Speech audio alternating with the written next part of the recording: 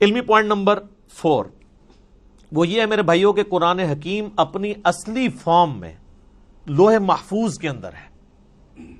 یہ ہمارے ہاتھ میں جو قرآن ہے نا یہ اس کی اتھینٹک کاپی ہے. اصل میں جو قرآن ہے نا وہ اللہ نے لوح محفوظ میں لکھا ہوا ہے. بل ہوا قرآن مجید فی لوح محفوظ. سورۃ الواقعہ میں بھی آیا نا کہ وہاں سے اس کو کس نے تنزیل من رب العالمین، یعنی یہ رب العالمین کا اتارا ہوا ہے. لا یمسہ الا المطہرون، یعنی جو قرآن حکیم ہے نا اس کو وہاں پر پاکیزہ فرشتے ہی چھوتے ہیں، کوئی وہاں پہ پہنچ نہیں سکتا. اللہ نے اسے اتارا ہے، یہ جنات کے اثر سے نہیں ہے، شیاطین کے اثر سے نہیں ہے. کیونکہ کافروں کا اعتراض تھا نا کہ جی نبی الاسلام، اور بعض میں مخلص بھی تھے کہ یار اچانک زندگی کے 40ویں سال میں آپ غار میں جا کے غار حرا میں بیٹھے ہیں، ہو سکتا ہے کسی آسیب کا سایہ ہو گیا ہو تو اس کی وجہ سے آپ یہ کلام کر رہے ہیں. تو وہ تو پھر آپ کو پتا ہے آسیب کے سائے والوں کی حالت یہ تو نہیں ہوتی، ان کی تو حالت ہی کچھ اور ہوتی ہے. وہ صحیح مسلم میں بڑی مشہور حدیث ہے نا، ایک بندہ ہے جو جھاڑ پھونک کیا کرتا تھا آسیب کے سائے کے لیے، جادو ٹونا کا علاج. اس کا نام تھا ضماد، عربی میں ضاد میم الف اور دال، اردو میں زماد. کئی مسلمان رکھتے بھی ہیں نام وہ، لیکن وہ جن کے نام زماد ہے نا ان کو پوچھے نا کہ نام آیا کہاں سے ہے، ان بیچاروں کو مسلم شریف کی حدیث نہیں پتا ہوگی کہ زماد ہے کون تھا. وہ جھاڑ پھونک کیا کرتا تھا. مکے آیا تو اس نے سنا کہ یہاں پہ ایک شخص ہے کہ جو بڑا ایک ڈائنامک اس کی لائف تھی، یعنی وہ سب کی آنکھوں کا تارا تھا، ایک کامیاب تاجر بھی تھا اور لوگ اس کے پاس امانتیں رکھواتے تھے، بڑا زبردست، یعنی وہ ایک سمجھ لیں کہ اس معاشرے کے ایلیٹ طبقہ تھا. تو اچانک اس کو کچھ ہو گیا اور لوگ پریشان ہیں.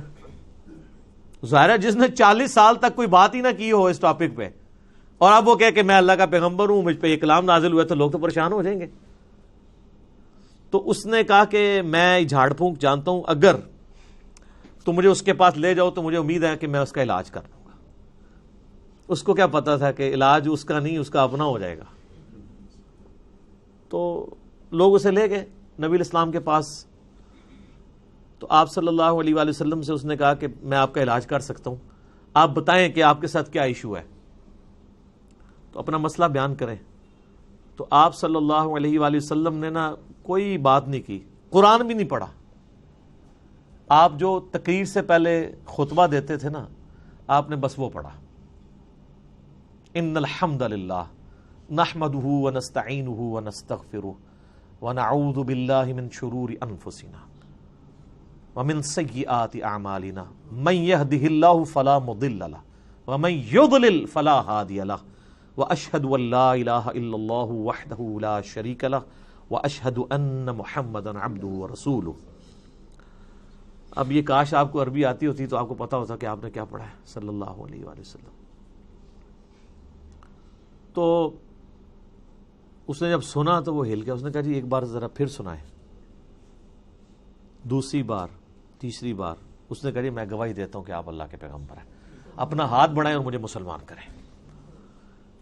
تو حالانکہ جو بندہ ایکسپرٹ تھا جادوگری کا، اس نے بھی کلام سن کے، قرآن نہیں صرف آپ علیہ السلام کا عام کلام سن کے، اس نے کہا نہیں، جنات جن لوگوں کے اوپر اثر ہوتا ہے ان کا اس طرح کا کریکٹر نہیں ہوتا، وہ اس طرح کی باتیں نہیں کرتے، ان کی باتیں تو آل فال ہوتی ہیں، اتنی پریسائز باتیں نہیں ہوتی ہیں.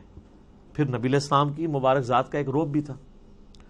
جو بندہ جادو کا ان ساری چیزوں کا ایکسپرٹ تھا اس نے ڈکلیئر کر دیا کہ جادوگر نہیں ہے. اور جو جہلات ہے جن کو جادو کا، آسیب کا الف بے بھی نہیں پتا تھا، وہ لوگ نبی علیہ السلام کو اس کے بعد بھی جادوگر کہتے رہے، نعوذ باللہ. ان کی قسمت میں ہدایت نہیں تھی نا. ہونا تو چاہیے تھا کہ جب ایکسپرٹ نے مان لیا کہ نہیں ہے تو تم لوگوں کو تو پتہ ہی نہیں ہے فیلڈ ہے کہ نہیں، تم خواہ خواہ کہتے ہو. جیسے معذرت کے ساتھ آج کی دنیا میں آپ کو مثال دوں، میرے بارے میں علماء کہتے ہیں جاہل ہے، اس کو تو عربی بھی نہیں آتی، اس کو تو پڑھنا ہی کچھ نہیں آتا، وہ قرآن دیکھ کے بھی غلط پڑھتا ہے، وہ پڑھ ہی نہیں سکتا. ٹھیک ہے آپ کہتے رہے، تو جو سن رہے ہیں ان کو نہیں پتا کیا ہو رہا ہے. تو ہم ان باتوں کا بھی جواب نہیں دیتے. ہم کہتے ہیں ٹھیک ہے یار، آپ نے ہمیں جج کرنا ہے، ہماری ویڈیوز آپ کے سامنے ہیں، آپ ان کو دیکھیں اور جج کریں، آپ کو پتا چل جائے گا سچائی کیا ہے، جھوٹ کیا ہے، غلط کیا ہے، آپ کو سب کچھ پتا چل جائے گا. تو یہ میرے بھائیوں، یعنی یہ جو آواز حق کے لیے بلند ہوتی ہے نا، اس کے ساتھ ہمیشہ اس طریقے سے یعنی لوگ مسچیف کرنے کی کوشش کرتے ہیں، لوگ یعنی غلط طریقے سے حق کی آواز کو دبانے کی کوشش کرتے ہیں، لیکن اللہ تعالیٰ نے جو آواز اٹھانی ہوتی ہے وہ اللہ تعالیٰ اٹھا دیتا ہے، ٹھیک ہے۔ یعنی اب یہ بھی پوائنٹ ایک اتنا بڑا پوائنٹ ہے کہ یعنی اس کے اوپر ڈسکشن ہو سکتی ہے کہ قرآن حکیم اللہ تعالیٰ نے لوح محفوظ میں رکھا ہوا ہے اور اپنے اصلی حالت میں یہ ہمارے پاس یہ کاپی ہے۔ کتنی بڑی خوش نصیبی ہے کہ ہمارے پاس وہ کتاب ہے کہ جو اوریجنل کتاب لوح محفوظ میں ہے۔ سورہ زخرف کے سٹارٹ میں بھی آیا نا، اللہ تعالیٰ نے فرمایا کہ یہ کتاب جو ہے ام الکتاب، کتابوں کی ماں، اللہ کی ہارڈ ڈسک لوح محفوظ کے اندر ہمارے پاس ہے۔ اور یہ یاد رکھیے گا، یہ مصحف جس ترتیب میں ہمارے پاس موجود ہے نا، اسی ترتیب میں لوح محفوظ پہ لکھا ہوا ہے، اگرچہ اس کی ترتیب نزول یہ نہیں ہے۔ مصحف کی ترتیب آپ پتہ نا، سورۃ العلق کی پہلی 5 آیات نازل ہوئی ہیں، وہ تو پارہ نمبر 30 میں ہے۔ سورہ بقرہ جو ہے وہ اس وقت نازل ہوئی ہے جب 2/3 قرآن نازل ہو چکا ہوا تھا، مکی قرآن وہ شروع میں ہے۔ لیکن اللہ کے پاس لوح محفوظ میں اسی ترتیب میں ہے، وہ اللہ تعالیٰ نے اس کتاب کو سرکمسٹانسز کے اوپر نازل کیا ہے، اور یہ اس قرآن کی سب سے بڑی خوبی ہے جو کسی اور الہامی کتاب میں نہیں ہے، کہ جو سرکمسٹانسز کے اوپر نازل ہوئی ہے اور مسلسل 23 سال تک۔